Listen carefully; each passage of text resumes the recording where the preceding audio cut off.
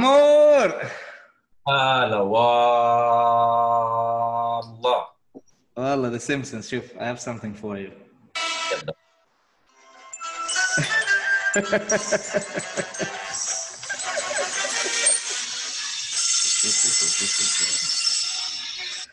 حلو حلو حلو حلو. طب حط لنا بالله باك جراوند كمان عادي, لانه وشك بيخش ويطلع. من جد. ايوه. كيفك عمور؟ والله تمام، نورت جدة بوجودك يا سيد. والله بوجودكم. دحين ما شاء الله احنا we go back يعني more than 20 years. More than 20 آه، years. Yeah. من- لا, 21 years. 21 years. صح. 21 years from high schoolers, college, young يب. men, first careers, married men, and now, mashallah, dads. يب. What I want to do first is if you could give us a bit of background on who you are, socially, professionally. طيب, so where do I start? We met like you said 20 years ago. 20 years ago. We were at that time I was living in the US. We were finishing. You were also in the US as well. I think you were in Kent, صح? أيوة, كنت في boarding school. Yeah, so we were both finishing up our grade schools, getting ready to enter the real world, the fun life, the college life. كملت في نيويورك. You were lucky enough to stay in New York and stayed in DC. Did my undergrad over there, finished 2004, رجعت السعودية. It's a funny story. لما رجعت السعودية, it wasn't a planned return. It was supposed to be a transit, بس صارت الظروف وقعدت يعني instead of staying for a couple of months, I stayed for a couple of years. That's usually the way sometimes. Yeah, it was not in the pipeline. I was supposed to go and come back and just do a quick visit and renew my passport and head back to the US, but I ended up staying. So I was like, okay, let's explore, see what Saudi has to offer. I started my career in advertising. And it's funny because I went to the job interview for like a mindset. So I studied. Which company, Ammar, was it that you started? Impact BBDO. Impact BBDO. Yeah. It was funny because I went على بالي I'm gonna يعني join the creative side of advertising, but they were like, no, you're probably better off in marketing. I was like, I don't know much about marketing, but it's okay. They're like, yeah, no, you'll be okay. So they tossed out my portfolio. They threw me in the deep end in client servicing, and it's been that since then. Almost what now, 15, 16 years been doing that. I've hopped around a lot of places. So I started in advertising, and then I joined the client side. And by the way, when I did advertising, it made me realize I don't want to be in advertising. I mean, I want to be the client. I don't want to be the agency anymore. I couldn't handle the stress. But I was one of the first few people in Saudi, at least from the Saudi side, that joined that field. And I joined a local newspaper. They needed marketing. I helped them establish a marketing department. Fast forward a few years later, I got married, moved back to the US. My wife 2008, sir? I got married end of 2008. Yeah, and then you moved back. And I moved back summer of 2009. I wanted to explore a couple of grad schools. And I started my master's degree in DC at Georgetown.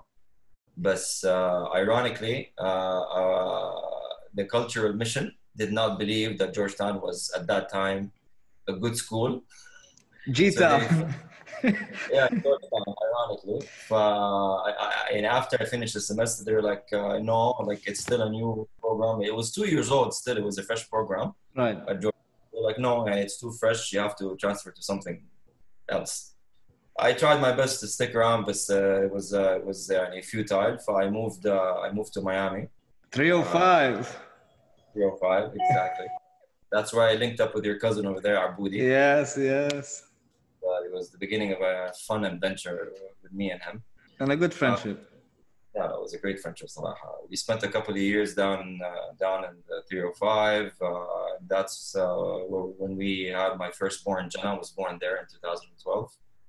And that's where my life changed completely, صراحة. يعني, you know, uh, having focusing on myself and my wife and on all about us, you know, just the two of us being married, suddenly this new thing being dropped into the equation and becoming a dad. And I was like, okay, I was 30 years old at that time. I was like, you know, this could be fun. I was very excited. It was very hands-on. I was very lucky because Jana, alhamdulillah, was born at a time where I was finishing up my last year in grad school, so I had very little workload. It was just very easy going at that time. So I got to really, really connect with my daughter, really spend a lot of time with her, getting to know her, getting to be a dad, being very hands-on with my wife, alhamdulillah. It was a very, very great time. And then about a year later, I finished my degree, moved back to Saudi, started to work again. Again, I hopped around a lot of places. I went back, when I moved back, I started at King Abdullah University of Science and Tech. I spent a short while over there. Then I moved to a startup in Riyadh for TV ratings. Then moved back to Jeddah. I worked in healthcare for a couple of years. And then lastly, I'm working now with Setco Holding, doing, again, throughout, the last 16 years, all in the umbrella of communication, marketing, and corporate communications and CSR. So yeah, in a nutshell. And I forgot to mention, so my second born was born in 2015, Laura. Laura, alhamdulillah, was the fun part of the equation. So Jana was like the eldest, and Laura now is the one that she's testing our patience, testing how far she can get along with a lot of things. So alhamdulillah, it's been a fun trip so far, and I'm enjoying it. So that's really cool. And you got your master's in communication, right? Communication and PR, was it? Yeah, I got my master's in public relations from the University of Miami. Yeah. All right, very cool. And then خلينا نرجع لموضوع لما أول مرة إن شاء ما شاء الله أول feeling جاتك لما كنت أب لأول مرة for your firstborn. When did it hit you? You're about to be a dad. did you expect إنه كان عندك إحساس إنه حياتك هتتغير for good ولا you were just going through the motions, and then when she was delivered, you were like, okay, all right, this is a change now? Yeah, there was a lot of, there's a big mix of emotion. لأنه طبعا it hit me immediately as soon as my wife told me she was pregnant. And it was a surprise, صراحة. It was a very happy surprise. I had to let it sink in. It was a positive, alhamdulillah, happy surprise. Yeah. And the emotions, obviously during the 7-8 months, 9 months of pregnancy, when you find out, I went through a lot of different emotions. Obviously, I was a student at that time, being concerned, how can I manage being a student and being a dad and, covering the finances. I had no idea how much babies cost and how much you have to spend on. Now you know. How good it was at that time. It was nothing. And when they're born, it's nothing. It's mashallah, the older they get, the longer the credit card statement becomes. But it was a lot of fun. We were very lucky, صراحة, that Jenna was born in the US because we were free and so distant from the social norms that you expect to that you're accustomed to here in Saudi. We didn't go by the book at all. We just followed. We just went by instinct. Whatever felt right, we did. Alhamdulillah, it was very. Life in the US, at least as a parent, was very supportive. The ecosystem is very helpful. Anywhere you go, there's always like changing tables, and there's always family-friendly venues. The emotions kept on fluctuating all the way until I held her. I was there when she was born. I cut the umbilical cord. Maybe that's something I would have never done in Saudi. And alhamdulillah, it was a nice experience. Yeah. And then obviously you had experience as being a dad مع Jenna, and then that transferred over to Laura. But obviously each child, as you said, they have their own, mashallah, عندهم شخصياتهم لحالهم, and you have to kind of adapt in a way to see, how do I, fuse the two together. How was your feeling when you knew Laura is gonna, inshallah, be born, and then how did that change? Did it change in any way, or you were just kind of more ready? I don't think a lot was changed. I think I was happy because Jenna was 3 at the time, and we wanted her to have a sister, so we don't want her to be too lonely. It was very exciting. Alhamdulillah, I was in a lot more stable place in my life. When Jenna was born, I was still in a transitioning phase. But Alhamdulillah, when Laura was born, I was a lot more stable, a lot more focused in my outlook in life. Yeah, I don't think as a dad a lot has changed. But there's a lot of insights that we make. You learn as you go. There's no guideline about being a dad. We do our best to raise them to the best of our ability, and we try to learn from your mistakes and just not to repeat it.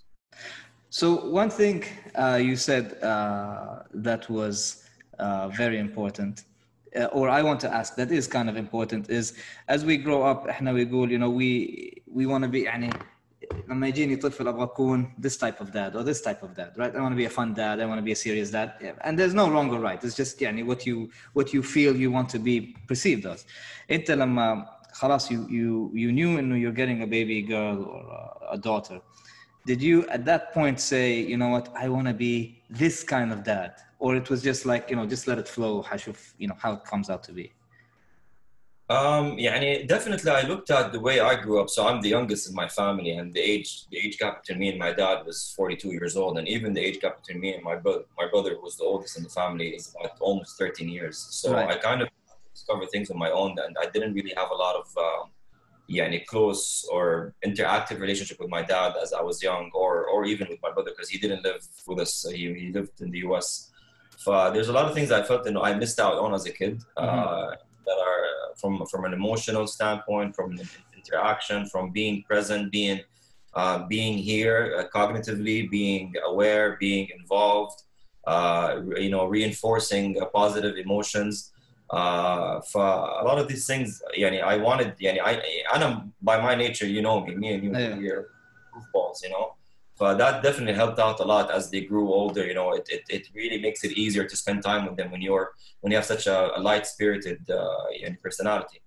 You are very light-spirited, for sure. Right? Hands down, Adi. Yeah, alhamdulillah, I think I just went with the flow. You were yourself. I think a lot of dads, not a lot of dads, but some of the dads or some of the people I know, or even sometimes friends of your parents say, before he was a dad, he was this kind of character, right? And you're like, oh, wait, why did he change? And they change, either they become a little bit more serious, or sometimes they go the other way.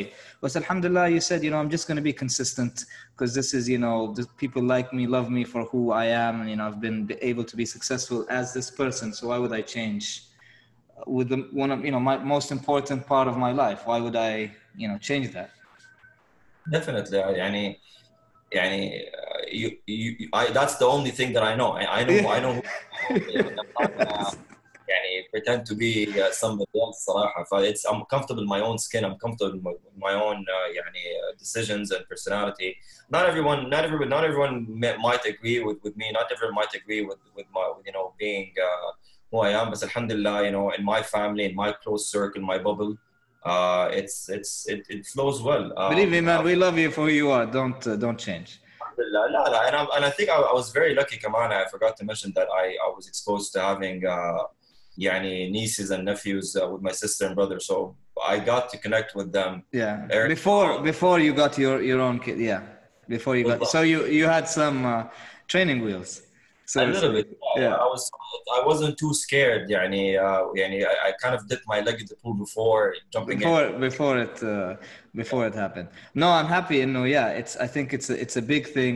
To show to be that as a dad, تخلي شخصيتك who you are, especially lightheartedness. لأنه هم العيال, that's all they want. They want to play. They want to joke. Obviously, there's a line, right, that you have to kind of this is dad, this is a kid, but at the same time, I think being a parent and maybe an older brother to them maybe provides more trust. As they grow up, they can confide in you. There is that relationship, and obviously you'll have your ups and downs, but for the most part, inshallah, that works out to be very cool. And for you not to lose your head, you can be who you are, with them. So we talked about, your emotions or our emotions as being dads and how that hasn't changed. And from your experiences, you wanted to be more of that to them. Now, هم بيتربوا in a different era than what we were used to. We were probably more outside, more playing, more friends. Now it's more of a digital era. Right? Yeah, no. I see that. I see that. Yes, yes. So tell me about that. Is that a concern for you? For them. Obviously, we cannot deny it to them, but there are some things. But what is your approach to that? And do you see it as a major problem? I think that our generation, we were I guess the fusion between the analog and the digital era. Analog being. Analog. Nokia, yeah. Not even. I'm talking about even before that when we were Atari. Yeah, and not even analog as in like offline. Having actual toys. Looking forward to going to the toy store. House phones. Yeah, precisely. So I guess maybe the offline versus the online age. But we kind of transitioned into it as we became adults. And even when we were teenagers, we were still surrounded with video games, Nintendos, Segas of the world, and whatever. So it's not like we grew up in a generation like our parents did. It was completely disconnected. Right. But nowadays, it's the things are a lot more faster and a lot more on demand than they ever was. Yes, I do have a lot of concerns. The fact that I'm addicted to technology. It's very hard to tell them not to play with the tablets and phones, and that they're seeing you on your device 24/7. And you can't. That's where I realize now. I'm forcing myself not to be myself, to disconnect, because I need to lead by example. But it's a lie, and they see through it. They know that. Even if you want to make it say, okay, I put my phone down. Yalla, you need to do the same. Then they realize, it's عناد, you're being stubborn, you're trying. It's not genuine. So they can see through these actions that, they don't resonate with it. But we do our best.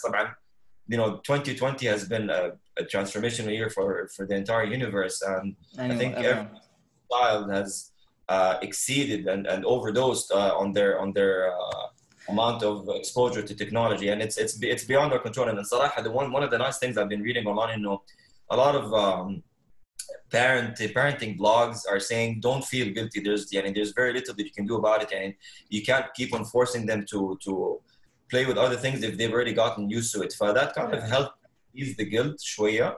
بس برضو we do our best to try to limit the number of hours per day, the kind of content they're exposed to. I've tried مثلا with my oldest over the summer period, to try to have her pick up a new hobby, maybe learn keyboarding.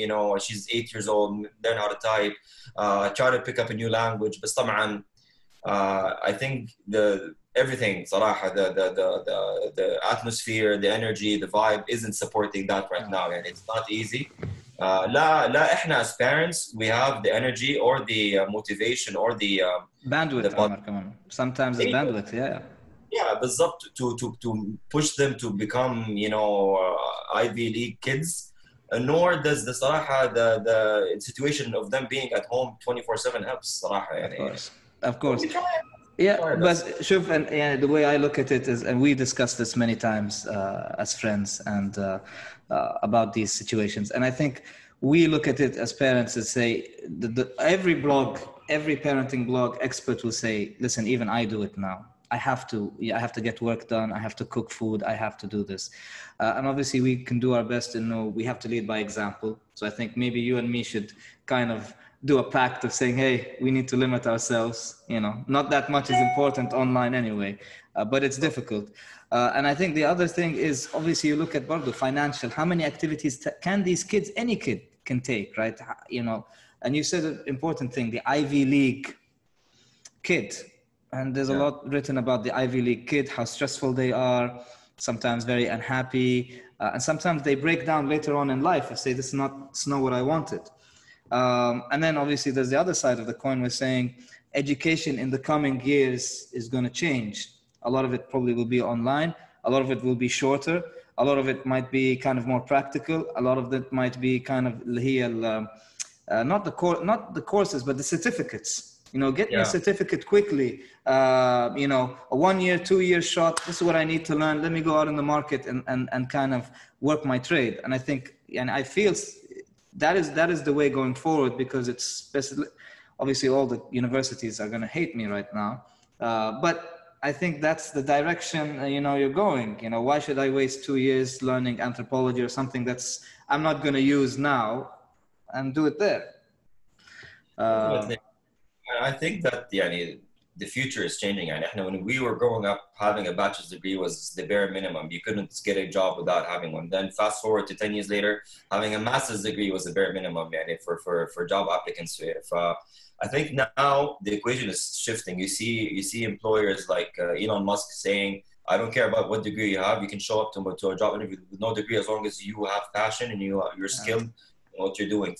I agree with you. I think that the future is changing.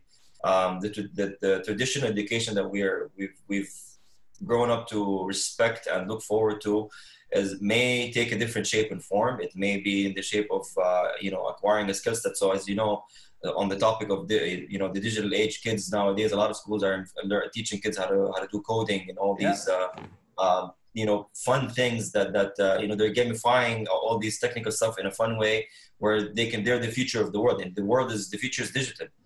Definitely, I think the traditional concept of education is shifting. It's not maintaining the status quo. So on the topic of coding, I think you should watch this, or even the kids should. Siraj had a kind of not an interview, but a chat with one of my friend's daughters, and she coded her own website almost from scratch, and she's selling sloth merchandise through her website, understanding the concept of affiliate marketing using Amazon. So she explained to Siraj how this كيف الecosystem هذا يشتغل. And as you said, this is in my generation, I had no interest in whatsoever in doing something like that. I would rather do something else. But I think during these times, during this period, during how we're moving forward, هذه الأشياء, as you said, coding is becoming very important. Even if you don't become a professional at it, it's probably going to be a skill that you would need, such as swimming, riding a bicycle, brushing your teeth. That's coding. It's like, wait, you don't know how to code? And if it's that kind of... It's computer literacy. So it's maybe it's like, maybe a closer example, you don't know how to type on a keyboard. Yes, yeah. You don't know how to use Microsoft Word, yeah? Not all of us are experts in Excel or PowerPoint. No. You have the basic competence you have to have. And I think like you said, coding is a language. That people are going to disseminate tasks. Yeah. So one thing, Amor, that you touched on, obviously, we agree that this is kind of an issue, and we have to tackle it either with different activities, not overloading them activities, kind of leading from the front as parents to kind of really say, you know what, we can live without these devices for a certain period of time and do other stuff that is, fun and cool at the same time. What are some of your favorite games that you play with your daughters? Interesting.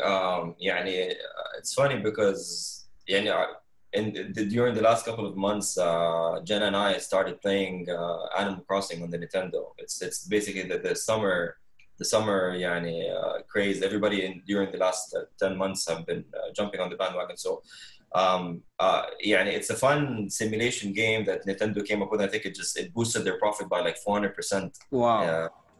It's insane. But it allowed me to connect. What I loved about that game, because it allowed me to connect with my daughter. You land on this deserted island and you have to build it, and you have to build your own house, and basically it teaches you a lot of good things. For example, it teaches the value of farming and selling and earning money and exchanging money and currency and whatever, and saving and taking a loan and paying back the loan. As well as they use turnips, like the vegetable, as stocks. Nice. So like you buy them in a certain day, and the price fluctuates on a daily basis, and you have 1 week to sell them, otherwise they spoil. Wow. It's a lot of fun. Stock, you understand? Yeah. The cycle. Exactly. That was صراحة the most recent يعني game I've played with my daughter. I guess it's on a digital side, but maybe on the offline side, we enjoy يعني I guess here in Jeddah the only thing we can do outdoors is maybe the beach. Whenever we go, I've been teaching her how to swim, boosting her confidence. Both of them صراحة boosting both my daughters, their confidence how to be without swimming without floaters. مع إنه subhanallah we've tried to take the professional route. We got them a swimming coach a couple of years back, and it didn't work very well. It's the hand because we've been spending a lot of time at the beach and because of the quarantine. I get to give her that comfort and security to and the trust for her to be in her zone and take off the floaters without it and swim with goggles because she would complain from the salt water. Oh yeah. It was interesting to see her at least over the last 3-4 weeks. Mashallah, how much confidence she's gained, which in the last 2-3 years it was stagnant. It didn't go up at all. But the fear was taken away while I was able to to instill and to nurture this basic, like I said, basic life skill of how to swim. And I tell her, look, I'm going to let go of you in the deep. You might sink, but I'm not going to let you die. I'm going to pick you up. She's like, why do you do that? She got offended. I'm like, because you need to learn how to survive. How to swim, yeah. بالضبط. And there's going to be a moment where not everything is going to go according to plan. You're going to panic and you might see yourself going down. You need to know how to kick and go back up. It was fun to kind of connect with her on such a level. No, that's really cool. That's really cool. Swimming, obviously swimming is an essential skill, but I know how hard that salt water is in the eyes and up the nose in the Red Sea. I took a dose yesterday of it, so flat on my face. We picked up wakeboarding. It was my second time. And then with the wakeboard, it's not like skiing where you kind of just slip. The board kind of catches the wave. So you're like, whoop. No, it's yeah, it was we'll upload the video. طبعا the kids loved it because dad fell on his face. But it was a hard fall. But no, it's that alone is tough, when you, and remember when we did scuba diving, one of the things is take off off the goggles and everything in the water down there, and it's horrible. The experience with that salt is not it's brutal. So Omar, any advice before we leave you? I know I don't like giving parenting advice. To me is because it's the dynamics shift between there are the parent variables, the kid variables, the situation, but it's usually I don't think there's a system or a guideline that I think is there. Like they say, child cry-free children, do this to there's so much uncertainty to follow a certain guideline. But any advice maybe for new parents or parents, that things that have worked with you during this period, during quarantine, that they could adopt? Just get to know your child as a friend. Honestly, I never, like I said, I never listened to I never cared صراحة about external advice. People can criticize me as much as they want, but like you said, everybody does their own thing. It's your own zone. The best advice is to take advantage of. You're never gonna have a chance like this where you're home all the time and they're home all the time. طبعا there's limits. You need to not go crazy and have them drive you nuts.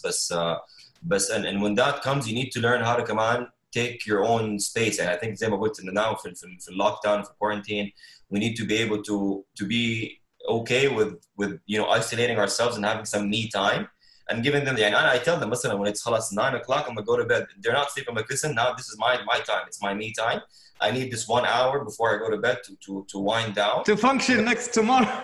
To function tomorrow. They don't get it. They're like, why? Well, we're awake and we're not, why can't we spend time with you? Do you not love us? I'm like, no, I love you very much, but Mama and Baba, we both need some us time. Mama needs her time. I need my time. And you need your time. It's fine. There's nothing wrong with that. Get to know them. Just spend time with them. Get to know them. If you must discipline them as well, if they do something wrong, discipline them with love. Don't do it with hatred. Don't do it with anger. Do it with love. Reinforce that I'm disciplining you. I'm punishing you. You're grounded. You have to go to timeout. I love you still. This doesn't, there's two separate compartments. And let them know that they're loved, even though that they've done something wrong, so that they can at least appreciate why they're being punished. It's not coming out of a bad place from a parent's heart, but it's coming out of a good place. Yeah.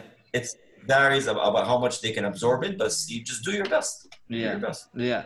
And last thing, I have to make you do one Skippy Doo game. It has to happen, man. Within August, it has to happen. You choose one, even if I come play with you guys. And when Siraj and Zaid come. If I come, okay, done deal. If I come, we're doing a game. No, my girls love you, so خلاص يعني I'm gonna start it with you, then I'm gonna شوية أتسحب وأسيبك معاهم. That's absolutely fine. Make sure, listen, if they love cooking, they like pancakes on a Saturday. Siraj and his cousin did a pancake day that was really cool, and they made faces during pancakes, so it's not a normal pancake. Yeah. So just show the girls, see if they want to do it on a Saturday. It's pretty fun. Let's do it. I will do, man.